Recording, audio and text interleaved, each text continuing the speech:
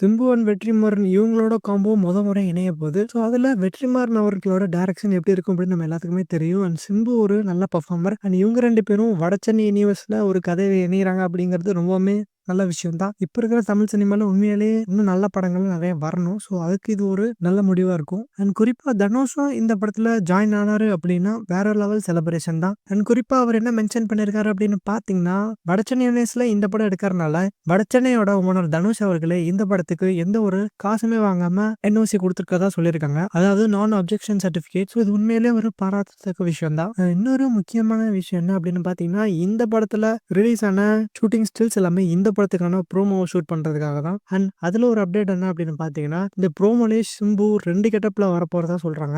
இந்த ப்ரோமோவும் சில டிலேயால இன்னும் ரிலீஸ் ஆகாமலும் இருக்கு. அண்ட் அதுவுமே கூடிய சீக்கிரமா ரிலீஸ் ஆகும் அப்படிங்கிற மாரியும் பேசிக்கிறாங்க. வெற்றிமாறன் அவர்களே இதுக்கு ஒரு சரியான பதில குடுத்தது ஃபேக் நியூஸஸ்க்கான ஒரு நல்ல பதிலடி தான். ஸோ, இதுவரைக்கும் கேள்விப்பட்ட நியூஸ் இந்த படத்த பத்தின ஒரு பாசிட்டிவ் சைனா இருக்கு. இதுக்கு மேல இந்த படத்துல இருந்து நெறைய அப்டேட்ஸ் எல்லாம் வரும். இதெல்லாம் தெரிஞ்சுக்கணும்னா மறக்காம நம்ம சேனல சப்ஸ்கிரைப் பண்ணி வச்சுக்கோங்க. இந்த படத்த பத்தி நீங்க என்ன நினைக்கிறீங்க அப்படிங்கிற உங்க கருத்து.